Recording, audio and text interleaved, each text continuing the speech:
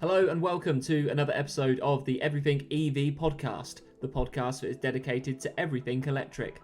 I'm your host, Charlie Atkinson, and in each episode we'll be bringing you the latest from the world of electric vehicles and electric motorsport. So whether it be cars, bikes, boats or even planes, we'll have it covered. We'll also be joined by special guests from within the industry, and there'll be a few other surprises along the way. So make sure you subscribe to wherever you get your podcast from to make sure you receive every single episode as soon as it's released. In our last episode, we were at Williams Advanced Engineering speaking to Technical Director Paul McNamara, and this time we're joined by Doug Campling, Head of Motorsport for Williams Advanced Engineering. Doug has worked in the automotive and motorsport industry for more than 20 years, and in 2006 he joined Williams F1 before moving across to WAE. He was recently appointed Head of Motorsport, and today he's here to talk to us about his role and the current landscape of electric motorsport and electric racing.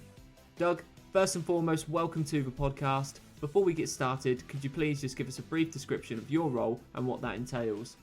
So, hi, I'm Doug Campling. I'm Head of Motorsport at Williams Advanced Engineering. So that means I have overall responsibility for all the motorsport projects, with the exception of the work that Williams does supporting the Jaguar Panasonic Formula E team. That's a standalone project to make sure that we have a very strong separation between where we support a Formula E team and where we provide product to the Formula E series, which we'll do going forward as we won the tender for the Generation 3 battery. So we obviously have a very clear delineation between those two projects. Okay, amazing. Now, you've been involved with Williams and WAE since 2006, so you've almost had a front row seat, if you like, for all the changes that have taken place in this industry. I just wanted to know, how has your role changed throughout that time, from when electric power for cars was more of a concept to now where it's more prominent in both motorsport and everyday life? Yeah, so absolutely been sort of part of that journey right the way from being involved in Formula One in the design team at Williams when KERS was first introduced.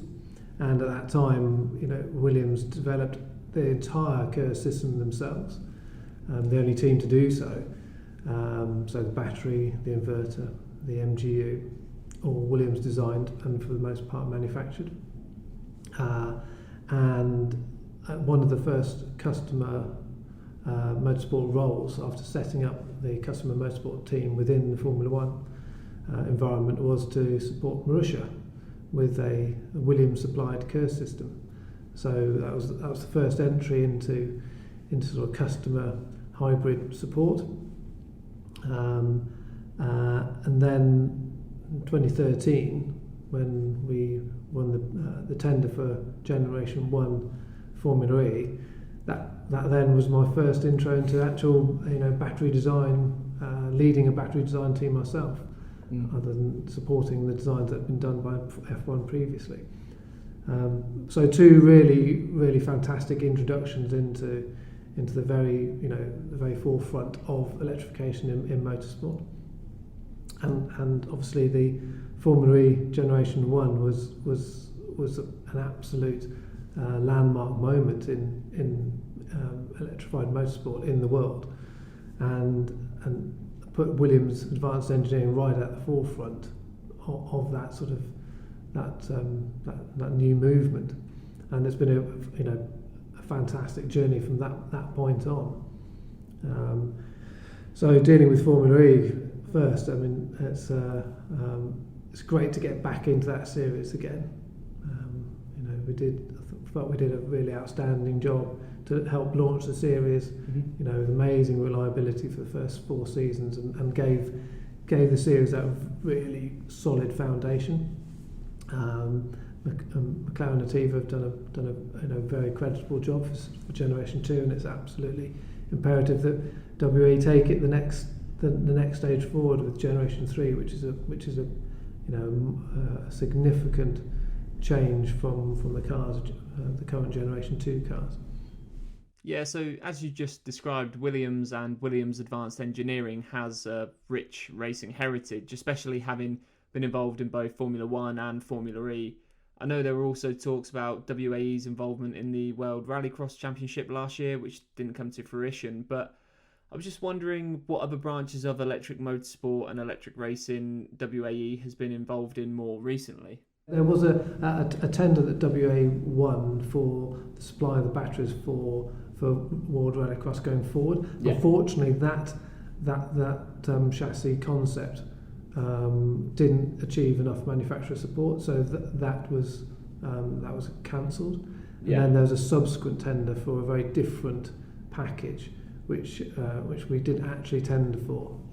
Right. So the World Rallycross that will come, it won't be supported by WA, but at the same time we won the business for electric touring car ETCR, pure ETCR, which first race in June this year, and of course Extreme E, which we've just seen that fantastic first event in Saudi earlier this year. So picked up those other two projects along the way, and of course, if we're talking about the new work that's been won recently, then the extremely exciting LMDH program to unite IMSA and the World Endurance Championship with a common platform for the sort of top class in those series in sports car racing. And in terms of the immediate future, what would you say are the next steps for yourself and for Williams Advanced Engineering in terms of electric motorsport and electric racing?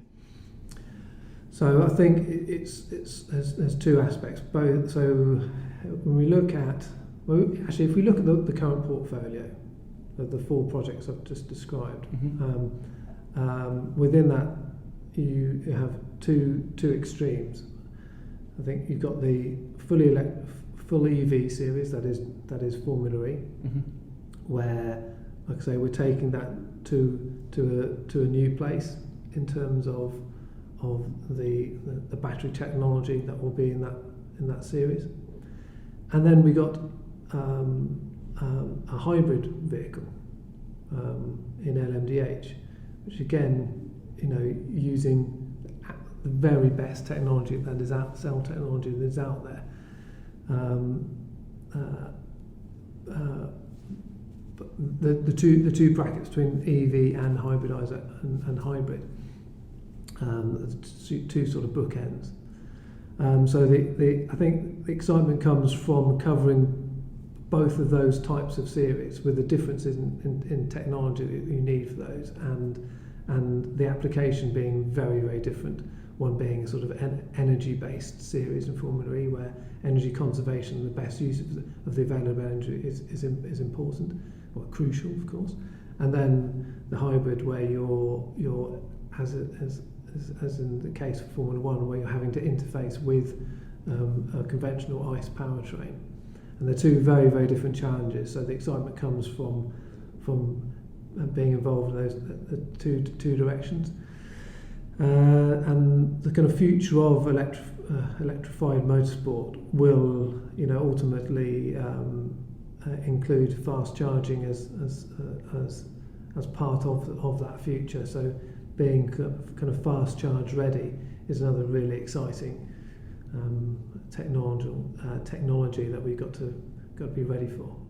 That's one thing I wanted to touch on just after you mentioned the role of fast charging in the future of electrified motorsport. Obviously, in its current state, you've got the Formula E series and Extreme E leading the way in that aspect, but now we're also seeing the likes of Audi using an electric powertrain for the Dakar Rally, which isn't just speed, but it's focusing on endurance and distance as well. So with that in mind, I was just wondering, from your perspective, what some of the main challenges are in building and manufacturing electric vehicles which are built more for endurance rather than just speed.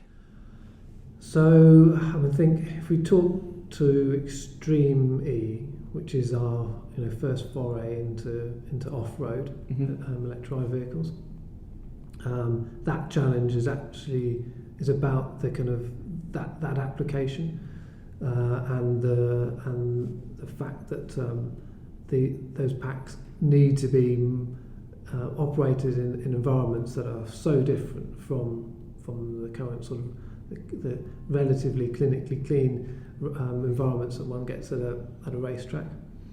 So there's that challenge there. The different, vastly different ambient conditions that we'd see from sort of -30 to plus 40. The operating conditions in sand, desert, Arctic, jungle. It's got to be able to be operated safely in all those environments and maintained. So there's the sort of mechanical design challenge there, the operational challenge for the teams themselves. But your question was really around the kind of endurance aspect, and that is an exciting challenge for motorsport, electric motorsport going forward. Is how does electric motorsport compete with the conventional motorsport for longer duration events? So we're going to see how that develops. The FIA have now have created a championship called EGT, which I think will be really fascinating to see how that develops and how fast charging is used in that to give the first true electric endurance event. Now, just to touch on electric motorsport in general, obviously we've got the GT3 series you just spoke about, and we've already discussed Formula E and Extreme E as well. There are still a lot of people out there that are perhaps a little bit sceptical of electrified motorsport still. I'd be interested to get your response to that and sort of your thoughts on how the industry of electric motorsport is growing in your eyes. When we talk about sort of fan perception of electric motorsport, the example I like to use is actually my own son, who's 14 now and was a very young lad when we got involved in Formula E the first time. So he has grown up, maybe the first generation who's grown up having a Formula E poster on his wall and a Formula 1 poster on his wall, and to him they are the same, they're interchangeable. He's old enough now to actually understand the technical differences between the two, but for him they're as valid as each other, absolutely, and he enjoys equally the experience of watching both of them. He's been to a number of Formula E events, he's been to a number of Formula 1 events, and like I say, in his mind they're the same. They're not, so he doesn't carry any of the preconceptions that we older people do. Yeah, I suppose that is one of the biggest points to the whole argument, actually. It automatically goes to a straight comparison between the two. But, I mean, the other day I saw that the FIA president, Jean Todt, said he believed that Formula 1 and Formula E one day could be sharing the same circuit. And you're right when you say that we're now at a time when we have the first generation of electric motorsport fans that don't necessarily remember Formula 1 or haven't grown up with Formula 1. So I like how you say it doesn't have to be one or the other. In fact, you can bring these two sports together. Absolutely, and actually the weekend just gone, we saw Formula E at Monaco using the full circuit. And the comparison from an entertainment point of view was fantastic. I mean, an amazing event, amazing race with, fantastic overtakes. I mean, a couple which were right up there as sort of overtakes of the year so far. And so as a true motor racing spectacle, I would say that Formula E race in Monaco this weekend gone was right up there with the things we've seen this year. The purists will always say, well, it's so different, and concentrate on the differences. From an entertainment perspective, we can concentrate on the similarities. The cars were purebred race cars going around an extremely challenging circuit and providing fantastic entertainment. When will we see a Formula E car or another electric Formula car, competing for lap time with a purebred Formula 1 car? We'll wait and see. I think it's really interesting, and I think it's quite rare that we get to hear someone talk about electrified motorsport from someone in your position and from someone who is so involved in the engineering side of things. I just wanted to get your views on when we talk about the prospect of maybe one day a Formula E car sharing the same grid with a Formula One car. In the current landscape we're in now, what are some of the biggest barriers standing in the way of that from an engineering perspective? Right. I think it's sort of formula dependent, very formula dependent. So you touched on rallycross before. Mm-hmm. There is a series where a format, I should say, whereby electric cars can immediately today compete with their internal combustion engine equivalents on absolute parity. And in fact, you could probably design an EV car that is more competitive. Around generically similar regulations. So it's about the application. The answer to the question is absolutely application dependent. If we're talking about an endurance event, 24 hours of Le Mans, let's go to the absolute other extreme. Mm-hmm. We are a long way from an EV car doing the same lap times that took over a 24-hour period. And the difference between the two is around the kind of the mass of the vehicle and the energy storage. At the end of the day, the calorific value of fuel and the kind of energy density of that stored energy, the battery storage of electrical energy in a battery cannot compete with that sort of energy density. So we're a long way away at that extreme, mm-hmm. But today in rallycross as another end of the same spectrum, we're there today. So there's a big gap between the two, and there will be there's lots of applications between those two. But, so the comparisons can be made in lots of different ways. Okay, great. And just to finish, we've spoken about lots of different projects today, and it's clear to see that you're a very busy man and you're spinning a lot of plates. I just wanted to find out what you see as the biggest challenge in your role with everything you've got going on.